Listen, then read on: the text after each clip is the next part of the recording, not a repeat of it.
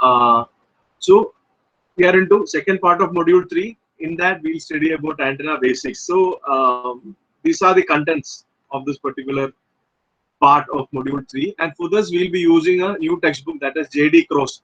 Even I don't have the soft copy of the textbook. What I'll do is, whatever the relevant parts required, I'll make it available. Right. Soft copy as such, I don't have JD Cross textbooks. Right. So I'll make it available. Right.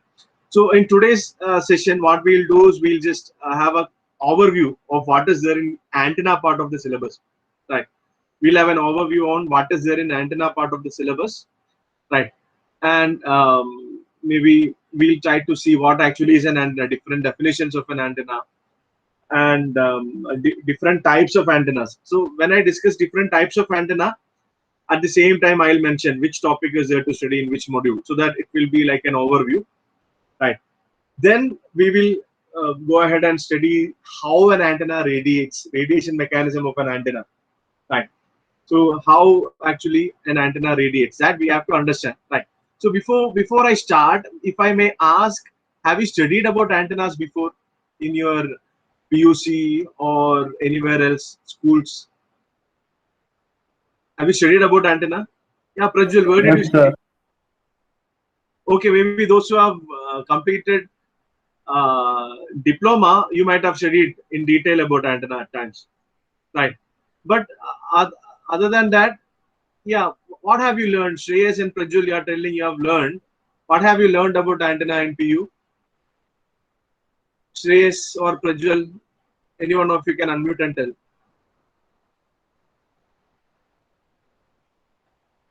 Shreyas, can you please unmute? Yes, sir. 1 minute, I'll tell. Yeah.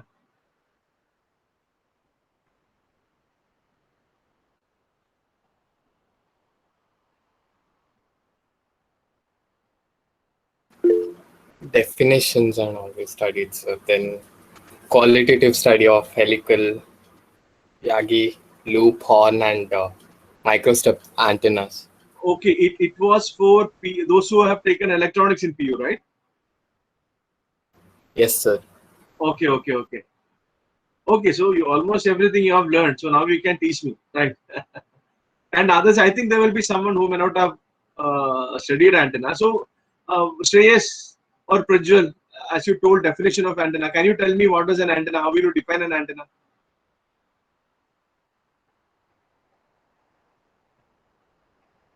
Shreyas,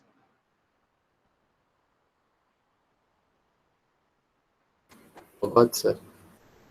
how will you define an antenna? Forgot. Oh, good. Okay, fine. Very good. Like, no problem. Anyway, we'll study. Right. I just wanted to know. Give some time to Google, sir. Okay, fine. No problem. Right. No problem. Right. So we'll see. We're starting from basic definition of antenna, types of antenna, and then we'll see how an antenna radiates. Right. So there will be both math and then there will be like physical things. Right. So okay. What I mean to say is like if someone asks you when you hear the term antenna, what is the first picture come to your mind? Right. No, you do, whether you have studied it or not, what is the first picture come to your mind when antenna? Is it a dish antenna which comes to your mind?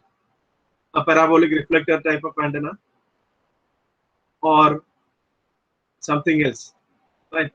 Mostly, most of the time when we think of an antenna, maybe the picture will come to our mind is either a mobile tower or a dish antenna, whatever. Right. So we'll start with what actually is antenna. That definition. With that definition, we'll start. Right. So why are we using antenna actually in communication system? Right. To transmit wirelessly, we are using antenna. Right. So antenna at times we used to refer it as aerial. Right. We used to call it as aerial also. Right. So antenna, it can be defined as actually what a structure associated with the region of transition between guided wave and free space wave. That is crucial. Right. So it's a region of transition between guided wave and free space wave. Right. So what is a guided wave? We have studied about transmission line. So within a transmission line, right, from a generator, you are using a transmission line to guide electromagnetic energy from one point to another. So that is a guided wave. Right. The wave is confined within that structure. Right. And what is a free space wave? The wave which exists in free space. So what an antenna does is it acts as a region of transition between guided wave and free space waves. We have studied the transmission line as such is used to carry actually what one of the applications of transmission line is to carry the electrical energy to the antenna, right? From microwave generators, electrical energy is carried to the antenna, right? So that free guided wave in say transmission lines, it is getting transformed to free space wave. That is actually what one definition. It's actually region of transition. So, and what an antenna can do is it can either radiate, couple, or concentrate or direct electromagnetic energy in a desired direction, right? In a desired direction, right? Suppose you have an right. So if you see satellite links and all, right? Each satellite to receive listen to each satellite, we should keep the antenna at some particular angle and polarization. Then only we'll be able to actually what listen, right? That's why it's concentrating the power in some desired direction, right? So an antenna can radiate, couple, concentrate, or direct EM wave in desired direction, and an antenna it can actually what radiate as well as it can receive. An antenna which can radiate, it will also be able to what receive, right? An antenna can act as a radiator as well as a receiver, a transmitter and a receiver, right? And in other words, we can tell, right? In other words, we can tell antenna, it is a transducer, right? Antenna is a transducer in this sense, it converts actually what electrical signal into electromagnetic energy, electrical energy into electromagnetic energy. Basically, that is what is happening, right? So it can be called as a transducer which converts guided electrical energy into electromagnetic energy and vice versa. And similarly, electromagnetic energy should be converted into electrical energy. Both antenna should be able to. That is the basic definition of antenna, right? So that doesn't matter. Now next, right? Before we discuss about different antenna parameters and all, right? I'll tell you why do we even need to study that, right? Why do we even need to study? So suppose you have to choose an antenna for a specific application.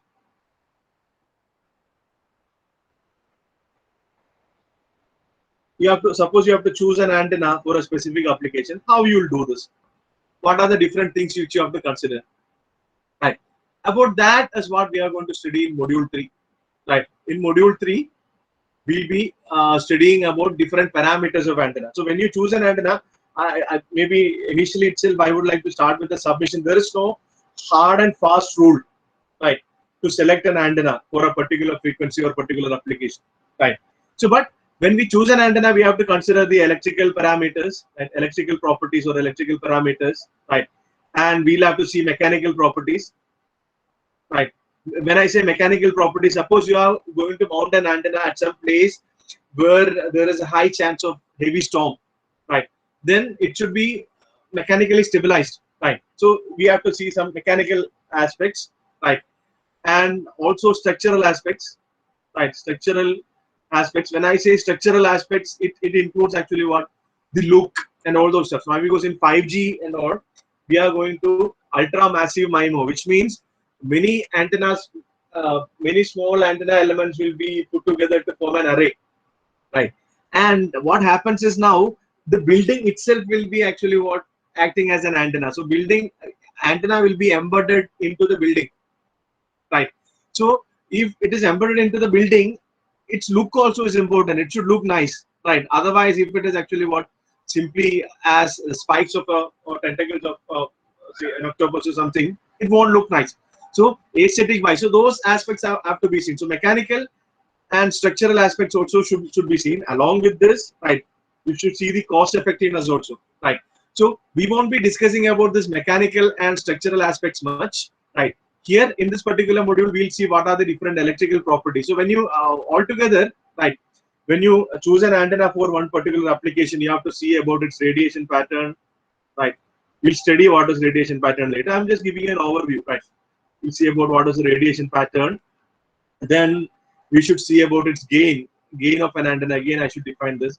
Then efficiency of an antenna, right? Then we should see the impedance, right? Impedance of an antenna, impedance. Then frequency frequency characteristics, right? All those things have to be considered. So that those are actually what related to this electrical, right? When I say mechanical and structural parameters, it depends on thinks of what should be the shape of antenna, right? What should be shape of antenna?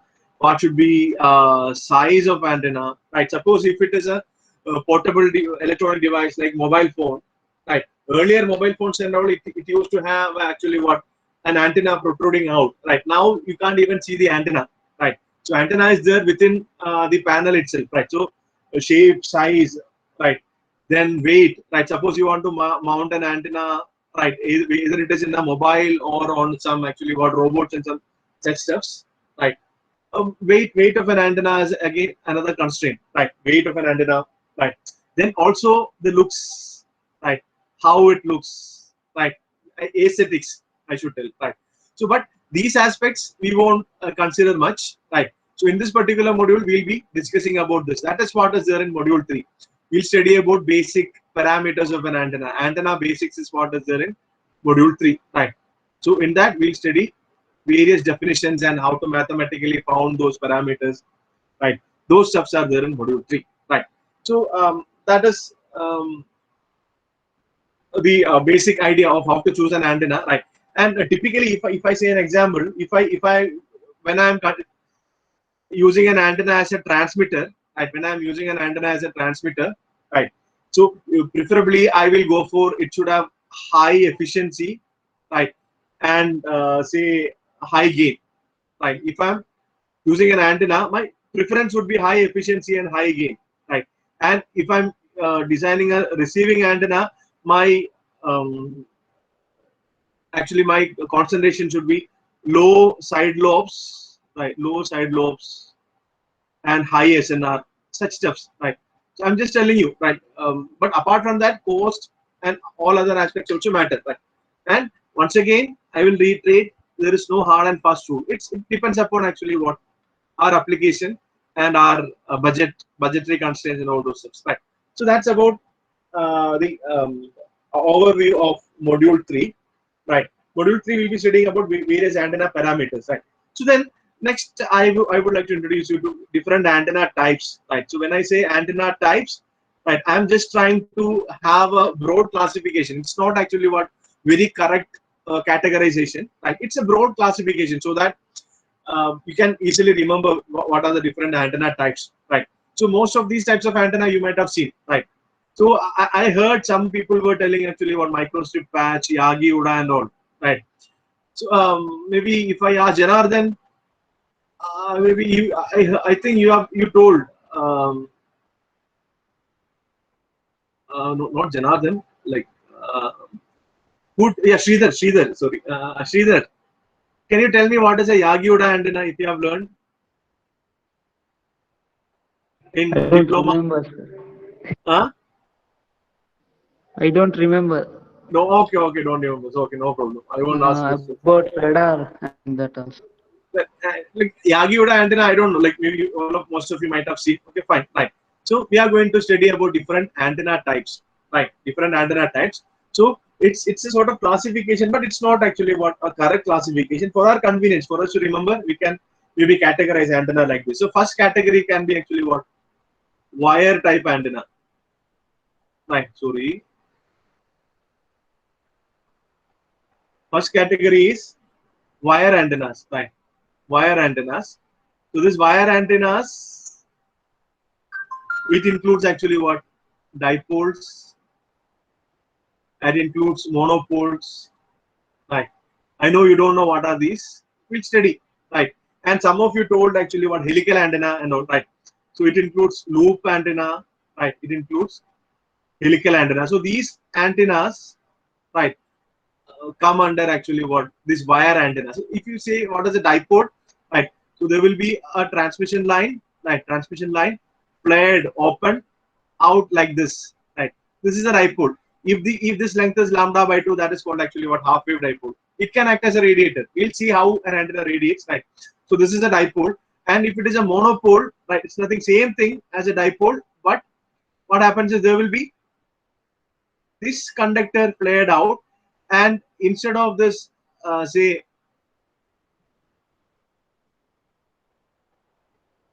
the second conductor, there will be actually what, a ground plane, So this dipole antennas, you have one experiment in lab, right? So to find the gain directivity of dipole, right? So dipole, if you see, you might have seen this dipole in old TV antennas and all, right? In old TV antennas, you might have seen this dipoles, right?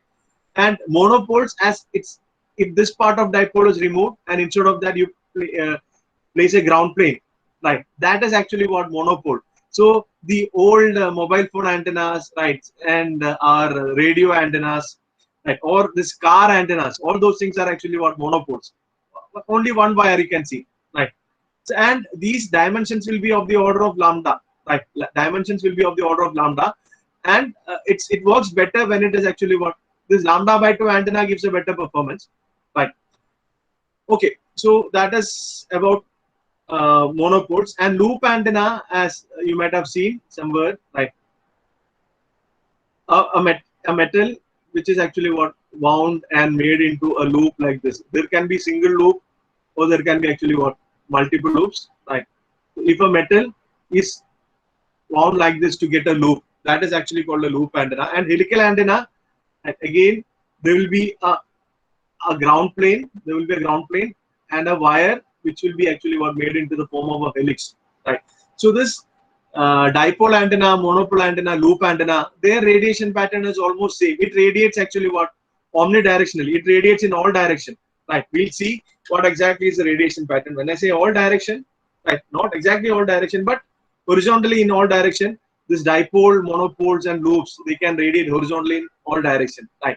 But if it is a helical antenna, it is actually more directional. It can radiate only in one particular direction, right? It won't radiate in this direction, right? So that is a helical antenna. So in wire type of antenna, these are the wire type of antenna. Dipoles can have different length. It can be quarter wave, half wave dipoles, right? Or any multiples of lambda by 2 or lambda by 4 or whatever, right? So we'll see that. So about this dipoles, we'll study in module 4. Dipoles we'll study in module 4, right? And about this loop and helical antenna, this dipoles and monopoles we'll be studying in module 4, right? These two we'll study in module 4, and loop and helical antenna we'll study in module 5. Loop and helical antenna we'll study in module 5, right? This will be there in module 5. Then next categorization would be, right? I request everyone to take down notes along with me, right? You remember, one of the assignments is your note, right? So no excuse in that. So second category of antenna would be, maybe I can call traveling wave type antenna, right? Traveling wave type antenna. And I'm just giving you an overview of the syllabus as well as different types of antenna, right? I haven't told you yet how an antenna radiates, right? So you don't panic, right? We'll study that everything from the scratch, from the basics, right? But now, please have these things in mind. So, and fortunately or unfortunately, this traveling wave type antenna, it is not included in our syllabus, right? But it's again, but if you take any other syllabus, right? Traveling wave tube antenna examples would be actually what, rhombic antenna or V antenna, right? These are traveling wave tube antennas, right? So these are nothing but what, a structure made in the form of a rhombus, right? Right. So this is a traveling wave tube antenna, rhombic antenna, right? So this is a rhombic antenna, and if you consider only actually what, half portion of this, that will be a V antenna, right? Rhombic and V antenna. And one more type would be actually what, dielectric antenna. Dielectric antenna, I don't know it's a correct name to use, right? But I'm calling it dielectric antenna. Why? Because in rhombic and V antenna, mostly the space between the metallic part, that will be air. But here instead, if you use some dielectric, right? If the traveling wave is established in a dielectric, that is called a dielectric antenna, and it may have some interesting structure, something like this, right? With some in between there is a dielectric like that, right? So these antennas are not there in our syllabus, but please remember, traveling wave antennas are also an important type of antenna, right? So it's not included in our syllabus, luckily or unfortunately, whatever, right? So then third category would be aperture type antenna. Right. Aperture type antenna. So this wire antennas are actually what they are, this wires, right? A transmission line, right? A transmission line whose end is flared or tapered open like this. So those are actually what wire antenna, right? They can act as an antenna. A wire can act as an antenna. But apart from wire antenna, we do have some aperture antennas as well, right? Aperture antennas are nothing but I'll just right. So examples would be horn antenna, right? Horn antenna is a typical example of wire antenna. This horn antenna can be pyramidal horn, pyramidal, or it can be circular horn, right? So this horn antenna we have to study in module 5. Right. This horn antenna is nothing but what? It's if you have a say waveguide, a waveguide like this, right? If this waveguide is tapered, if this waveguide is actually what tapered like this, and if you can have a structure like this, right? So this is a horn antenna, right? So it has an aperture, it has a physical opening, right? That is why we call it actually what? Aperture type antenna. So those who are familiar with camera and all, it has got an aperture, right? That aperture is its camera's opening, right? Through which it can see out, right? So similarly, this antenna has got some aperture. That's why we call it actually what? Aperture antenna. So this, if this cross section is a pyramid, that's called a pyramidal antenna. Instead of this, if it was a circle, right, we would have called it actually what? Circular horn, right? So these are aperture type antenna. We have to study this in module 5, right? And fourth category would be, all of you are taking down, I guess, right? Fourth category would be say a reflector type antenna. I'm pretty much sure you all are actually what? Familiar with this reflector antenna, right? See the dish antenna which you all have seen, that is actually a reflector antenna. But before so a reflector antenna is nothing but what? One typical example would be parabolic reflector, right? A parabolic reflector. So there is a dish and there will be a feed, right? A feed which is kept at the focal point of the dish, right? So this dish will be actually what? Mounted. All of you have seen this, right? And the feed will be, this is nothing but what? A passive dish. It has a circular, say a circular cross section, circular opening, and a parabolic third dimension, right? And the parabolic third dimension. So this opening is circular, and this acts as a reflector. This acts as a reflector. So this reflector antenna is based on a fact that metals can reflect electromagnetic wave, right?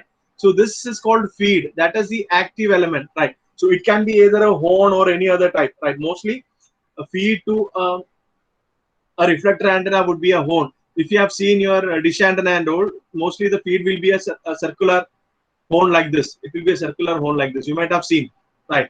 You can check next time, right? And this is a reflector antenna. So here, this actually is the antenna. This is just a reflecting element. So that what it can do is it can actually what? The electromagnetic energy coming from far away points, right? So it can capture it and converge it into the feed point, right? So why do we even need this? That is a question, right? So the you just consider about an antenna. Suppose you have an antenna which radiates equally well in all directions, right? So you have a transmitter here, and say you have a receiver here, right? So this is a transmitter and this is a receiver, right? So and if this distance is r, right? And suppose this transmitter transmits equally well in all directions, right? So I'm giving some power PT. PT is the transmitted power. So what this transmitter will do is it will radiate in all directions, right? Over a sphere it will radiate. Suppose I'm giving some say 2 watts, right? By the time it reaches here, right, it won't be 2 watts. Why? Because this 2 watt will be spread across a sphere, right? If it is a isotropic radiator, right? Isotropic radiator is an antenna which can radiate equally well in all directions. In most of the cases, we don't want an isotropic radiator. But if it suppose it's an isotropic radiator, what will happen is whatever be the power which is transmitted, by the time it travels a distance, right, the power density, right, power density will reduce to Pt by 4 pi r square. I'll tell exactly how it is. Suppose you consider sphere. At the origin of the sphere, I'm keeping an antenna, right? If radius of the sphere is r, and if the power Pt is spread uniformly across the sphere, what is the area of a sphere? It is 4 pi r square, right? So this power Pt will be spread across a sphere of radius r uniformly. So what happens is this power density, it reduces as square of distance, right?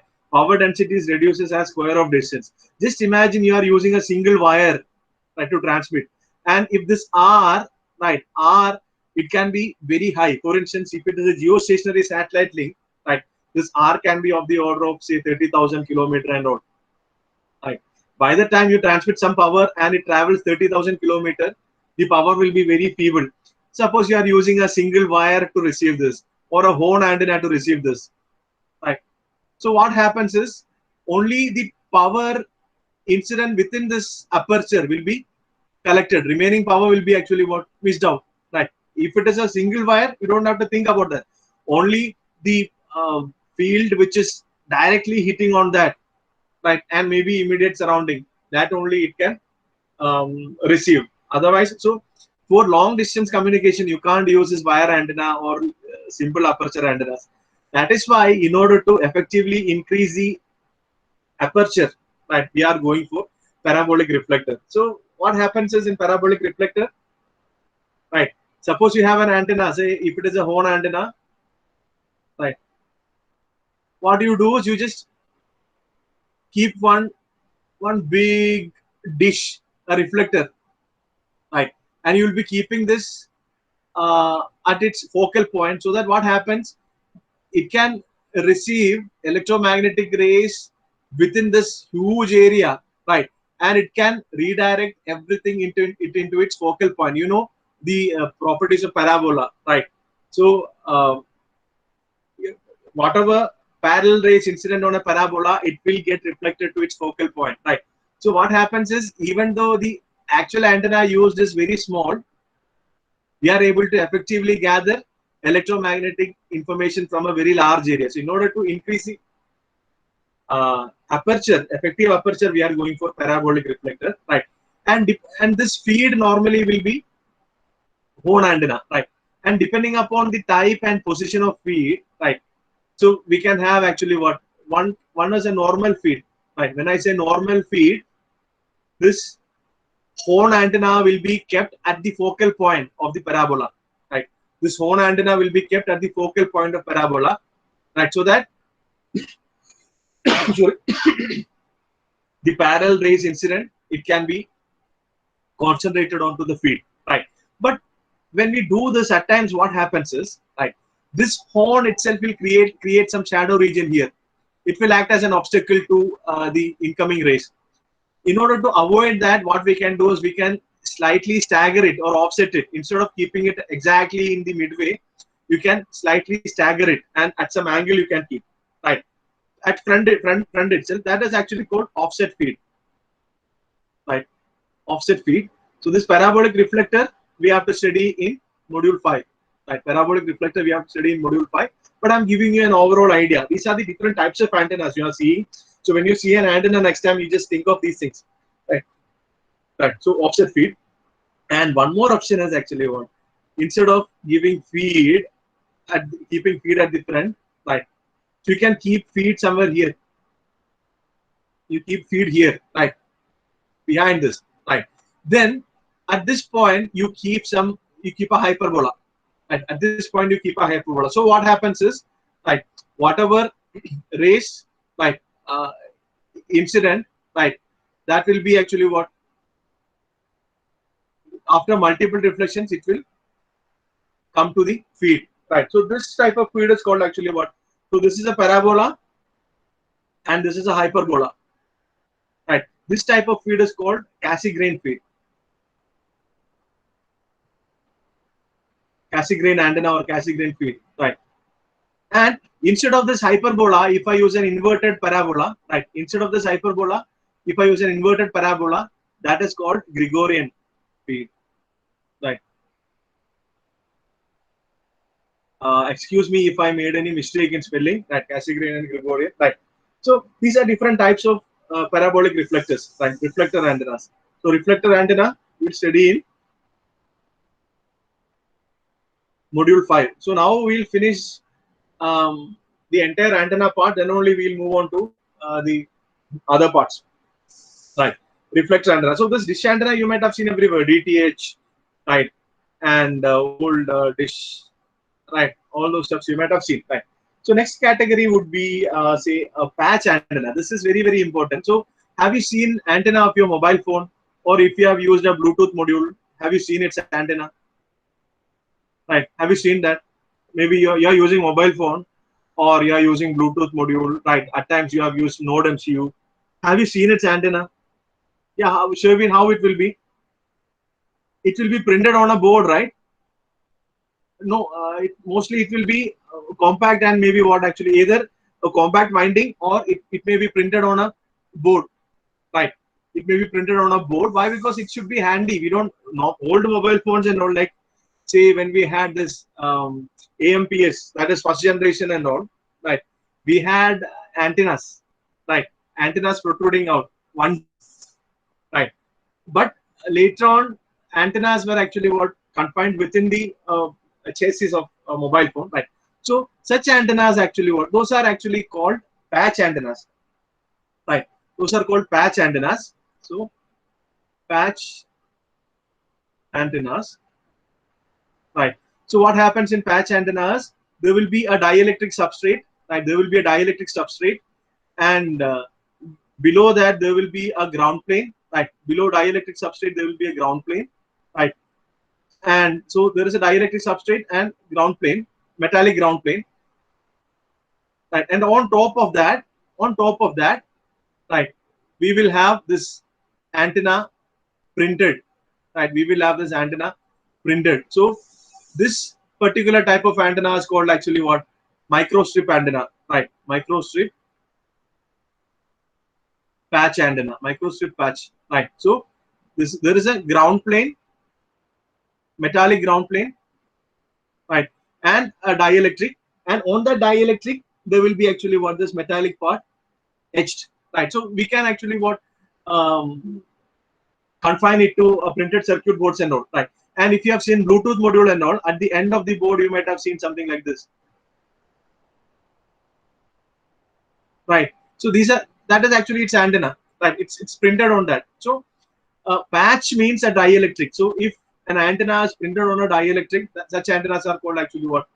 Dielectric patch. Or we can even have we even print a horn antenna on a dielectric. So what we can do is just something like this. We can print. Right, this horn antenna, whether it has got resemblance with the antennas of insects and all, can you relate it to that? Right. So a ground plane will be there, and on top of this, we can print it. So this is actually what a patch horn, right? A patch horn antenna, a patch horn antenna. Horn means it will be actually what a transmission line flared open, right, or a waveguide flared open. So it's a coplanar one, coplanar strip horn, right? Coplanar means it's on a plane. It's not a three-dimensional structure. It's printed on a plane. So we used to call it actually what? Coplanar horn strips, right? Or patch horn or whatever, right? So these are different types of, and these are used in actually what? Almost all mobile phones, RF modules, right? And say Node MCU, Bluetooth module, whatever is there, right? These types of antennas are used, right? You might have seen this, right? Patch antennas. Patch antenna, again, it is there in module 5, right? We have to study only the qualitative aspects, right? Qualitative aspects.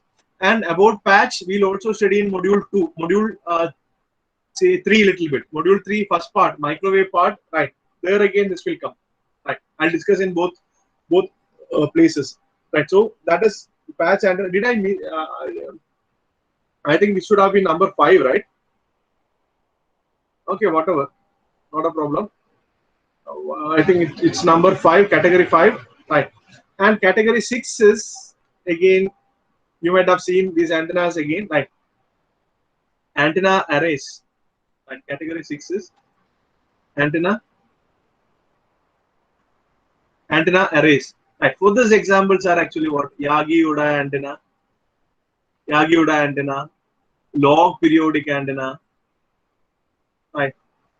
All these are actually what? Antenna arrays, which means individual elements of antenna you can actually what? Place together and get a desired directivity or property. That is actually what antenna arrays. This Yagi-Uda antenna, I hope most of you might have seen. Did anyone see the antenna which is used for Doordarshan reception? I would like to know. Like an antenna like fishbone. I am not sure whether you have seen this or not. Why? Because by the time you came, it was either a dish antenna or cable TV or whatever, right? But some of you, I'm happy that some of you at least have seen this. But if I like those who have seen, right, you'll be able to relate it. So that antenna, it's nothing but what the on a GI pipe or something, right? There will be many antenna elements, dipole elements. One large element will be there. We call it reflector. Then there will be one folded dipole, and there will be one folded dipole. This will be slightly small compared to the large element, right? Sorry, right. Then there will be many smaller elements, right? There will be this entire structure will be mounted on one pipe, right? And it will be fixed, right?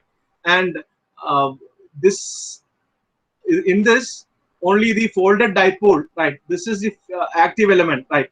Only to this, right, wire will be connected. So to this a wire will be connected, right? To this a wire will be connected, and that wire will go to a booster, right? Right, and from the booster, right, an RF cable will go to your TV, right? That was how it used to work, right?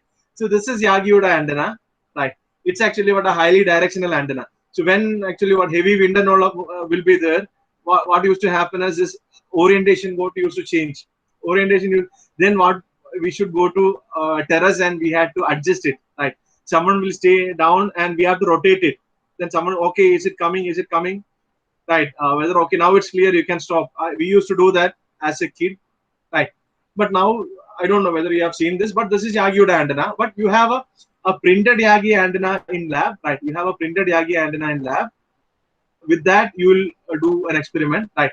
So in lab, you have a printed Yagi antenna. So you will be using that. So dipole and Yagi antenna, you have experiment associated with your advanced communication lab, right? So those are antenna arrays, and this antenna array, that array of isotropic sources,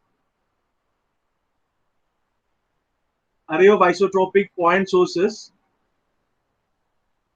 you'll study in module 4, first part of module 4, and this Yagi-Uda and low periodic antenna you'll study in module 5, right? So that's all about actually what different antenna types. And this low periodic antenna, this is again another important antenna. It is actually what high bandwidth or frequency independent antenna, right? High bandwidth or frequency independent antenna. It can work in almost all frequency. But Yagi-Uda antenna or any other antenna, it has frequency limitations. It can't operate at all frequency range. But irrespective of the frequency, log periodic antenna can work in those frequency. That's why actually what log periodic antenna is very important. So that again we'll study in module 5. So that's all about the antenna part, right? So I'll just conclude now the entire flow, right? So in module 3, we'll study about antenna basics, right? And in module 4, initially you'll study about antenna arrays and dipoles and thin linear antennas. Dipoles and thin linear antennas.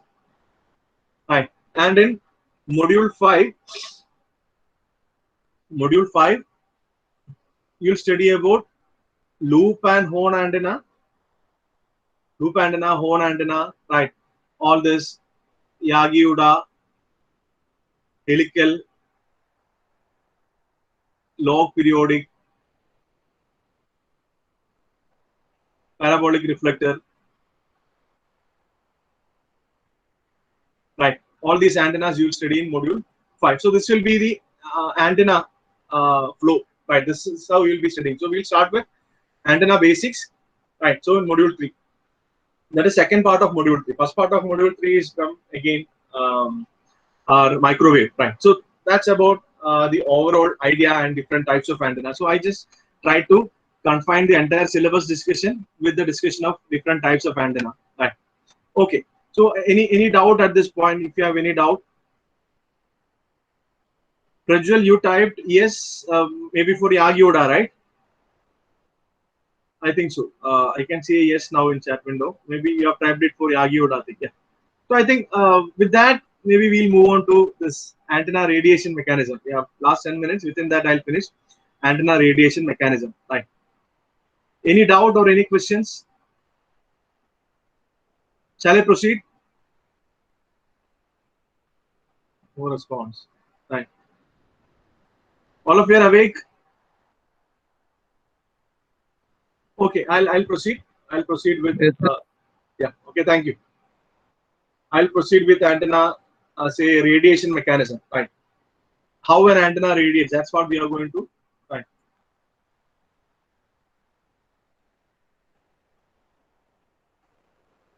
Right. So about radiation mechanism. Right. Can anyone tell me what causes radiation? What can radiate? Any idea? Any inputs? Okay, fine, no problem. Right. So you have studied a charge at rest can produce static electric field, right? And a charge moving with constant velocity, right? A charge moving with constant velocity can produce a magnetic field, static magnetic field. A charge is moving with constant velocity means steady current, right? DC current. It can produce a steady state magnetic field, right? But right, the radiation mechanism, the very basic, right? The very basic idea is right. The very basic principle of radiation is I'll write.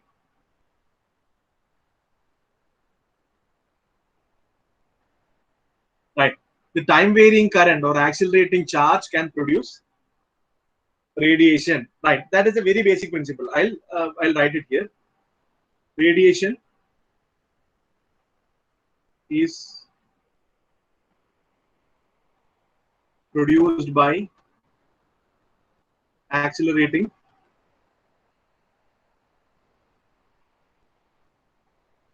charges. Right. This is a very basic idea of radiation. Radiation is produced by accelerating charge. Right. So you have already studied this in electromagnetic. So I'm not going to actually discuss that in details. You know, right, how a time varying current can produce a time varying magnetic field and time varying electric field. All those steps you have studied. Right. So I'm not going to discuss that. Those steps you already are familiar with this. Right. So now this is a basic principle. So now the basic equation of radiation. Right. If you ask me what is the basic equation of radiation, right, which gives an idea, that is time varying current or accelerating electrons, accelerating charge can radiate. Basic equation of radiation, right? It was asked many times in university exam, right? Basic equation of radiation, I'll write here. It is written as I dot L is equal to Q times V dot. Right. So I'll tell you what are these quantities. Right. I dot L is equal to Q times V dot. This is the basic equation of radiation. All of you please note down, very important. Right. So this means a time varying current and an accelerating charge can radiate. And unit of both sides, it will be ampere, meter, second inverse. I'll tell what are these things. This I dot, it is actually time rate of change of current.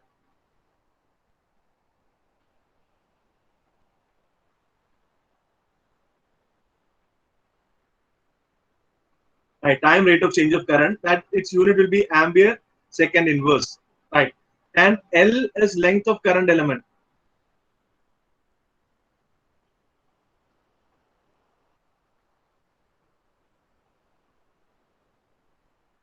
length of current element, right? And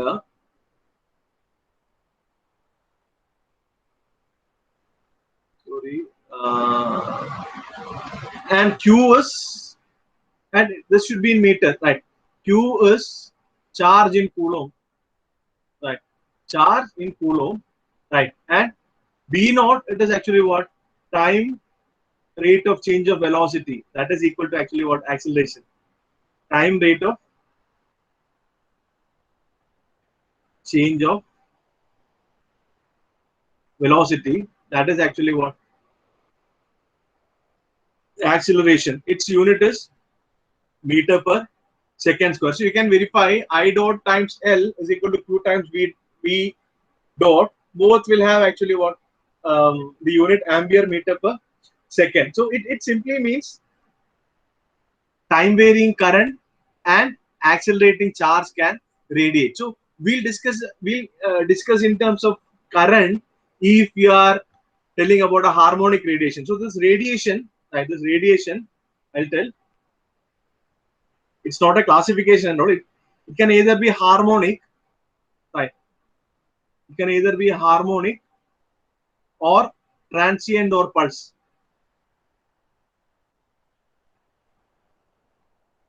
Right. Harmonic means if you give right, you're modulating a sinusoid and you are transmitting it using an antenna. So the wave which is transmitted will be actually what? A harmonic wave, right? The electrical signal which is given to an antenna is harmonic. So the wave also will be an harmonic. So it will have a single frequency FC and maybe a very small bandwidth. If it is a modulated signal, there will be a delta F, right?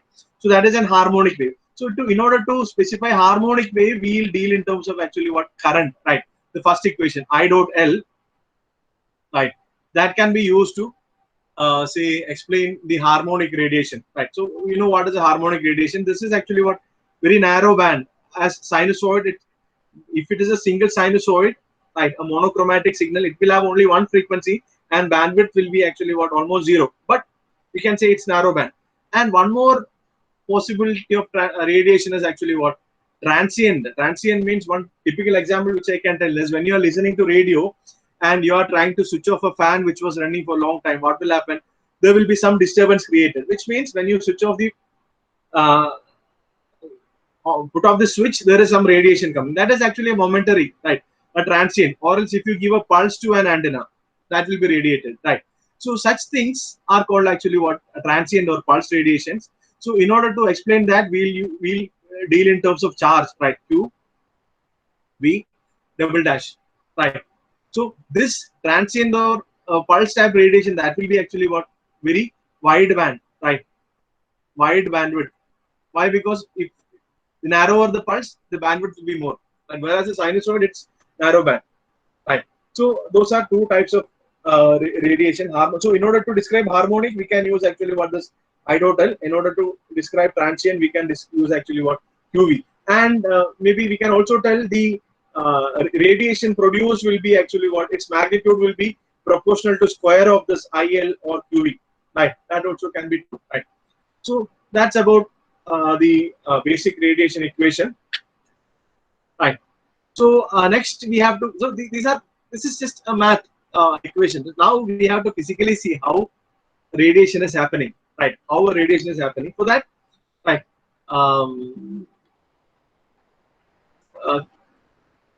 Right. So for that, you can assume there is a transmission line, right?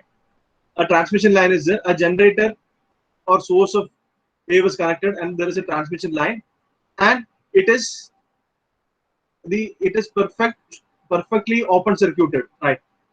If a transmission line is terminated at perfect open circuit, you know what will happen, right? We are expecting complete reflection, right? Ideally, we are expecting complete reflection, right?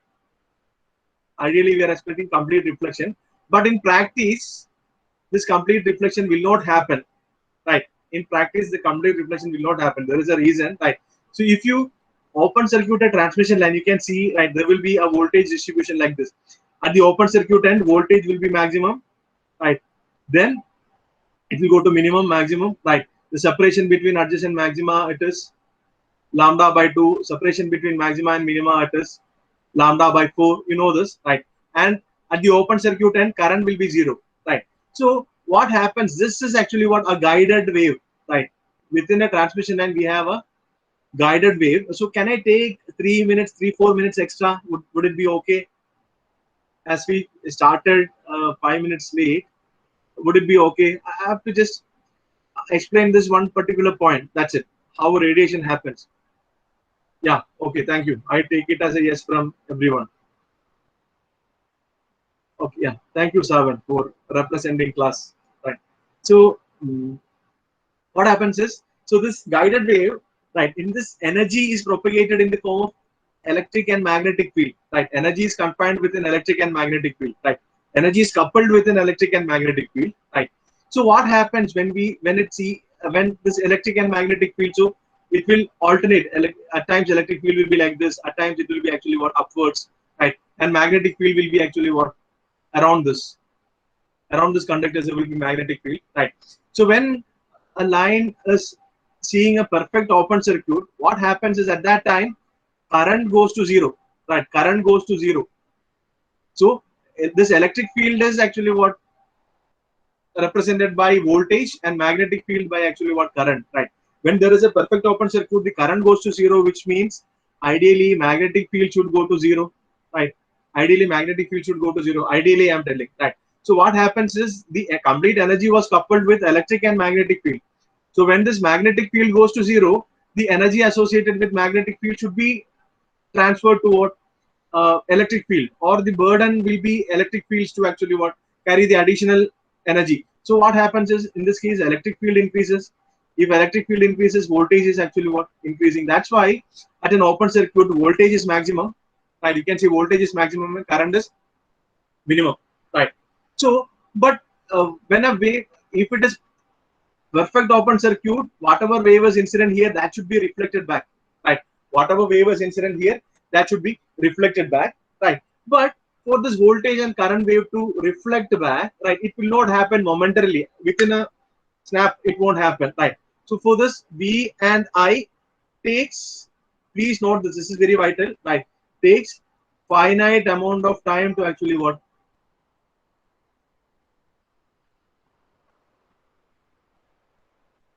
To change or reverse its direction, right? Change its direction. This V and I wave takes finite amount of time to change its direction. However small may be this time, right? What happens is, within that time, some of the energy will leak, right? Some of the energy will leak. Some energy will leak in practice, right? But maybe you can see it as because of actually what inertia of electromagnetic wave or whatever, right? So some energy will leak. That leakage is called actually what? Radiation. That leakage is called radiation. So in fact, right, ideally the entire power should be reflected back, but a part will be actually what? Leak. That leakage is actually called radiation. You can actually intentionally increase the leakage. For that, what you should do is, right, you can intentionally to improve the leakage or to increase the leakage, right, or coupling between waveguide and free space, right? What you can do is, you just take a transmission line, you flare it out, right? Or you just taper it, right? Just flare it, right? You just flare it. So what happens is, right, there will be electric field everywhere, plus minus, minus plus, plus minus, minus plus, plus minus, right? At each and every point, right, there will be electric field and magnetic field, right? So electric field will be directed from positive to negative always, right? Electric field will be directed from positive to negative, right? And what happens is, when it sees a tapering, right, this electromagnetic energy tends to decouple. It will get coupled to the air and it will escape. That is how radiation is happening actually. So intentionally, what we can do is, by flaring it out, right? So by flaring it out, we can make the energy to radiate, right? So as a rule of thumb, I can tell, if the opening is more, right, the more the opening, what happens is, more time will be taken by V and I to return, right? Change its direction, right? More the opening, right? Opening increases, more time taken by actually what V and I to return, right? More time will be taken by V and I to return, and which increases actually what? Leakage. More leakage or more radiation, right? So this is the way, right? So this is how, and more leakage. So as you increase your opening, there will be more leakage. So that is why, right? I showed you an dipole, half wave dipole. So it's a transmission line, right, which is flared at 180 degree, right? Transmission line, two wires of the transmission line, when it is kept at actually what, 180 degree, right? Flared at 180 degree, we are getting perfect. So this radiation will be maximum when it is kept at 180 degree, right? So, and when this length is exactly equal to actually what, lambda by 2, we'll get maximum radiation, because, right, if you see the voltage distribution over this, right, so at this end I'll get positive V max, the voltage is plus V, and at the other end it will be actually what, minus V. So it is plus V and minus V. The separation, voltage separation between these two is actually what, 2V. Voltage separation is 2V. It happens for when length is equal to lambda by 2. That's why we are going for lambda by 2 antenna, right? So, and when we have such a voltage distribution, there will be electric field like this, right? From positive to negative, it will alternate, right? From positive to negative, right? Positive and negative, it will alternate. So electric field will be there, and also magnetic field like this. Magnetic field will be surrounding this wire, right? So this electromagnetic field will radiate in this particular direction, right? That is actually how radiation is happening, right? And once it is time varying electromagnetic field, you know the Maxwell's equation, right? Time varying electric field will produce a space varying magnetic field, and a time varying magnetic field will produce actually what, a space varying electric field. So, and they'll produce, they are coupled to each other. That's how you'll get radiation. And the radiation pattern from a dipole, it will be something like this. It will radiate actually what, both towards front and back, and it's towards actually what, below the board and out of the board as well. So it will be like a donut, or right, it will be like a donut or a medu vada, whatever, right? The radiation pattern, there won't be any radiation in the upward and downward direction. So we'll see the details in next class. So this is the basics of actually what, radiation. This is the basics of radiation, how an antenna radiates. Yeah, so sorry I took 1 minute extra. That's it, right? That's it from my side. I hope you understood, all of you understood how an antenna radiates. So it's maybe you can see it is because of actually what, some inertia. If it sees an open circuit, right, it takes some time to return back. Within that time, actually what, energy is getting radiated, leaked. That leakage is actually what, radiation. So this antenna is nothing but what, a transition region between a transmission line and free space. If you flare open a transmission line, it acts as an antenna. That's why a single wire, right, when you connect, right, you might have used a single wire as an antenna, right, to at least for your project and all those stuffs, right? That's how a single wire can act as an antenna, right? So I hope that is clear. Is it clear? Please do type in whether you understood or not, then you can leave. That's it. If you have any question, you can ask. Otherwise, please do type in whether you got an idea of how an antenna radiates. Then you can leave.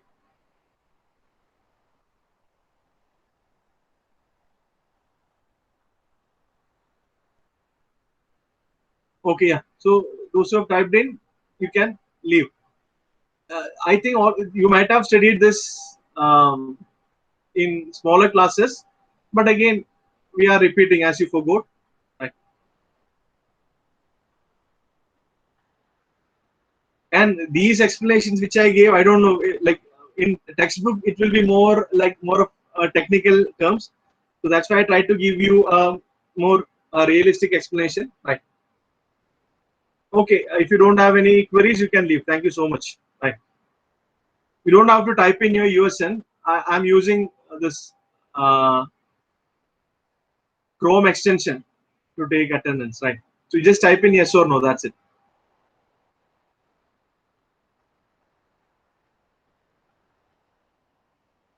Yeah, so next class we'll continue with the discussion, right, of antennas discussion. Thank you.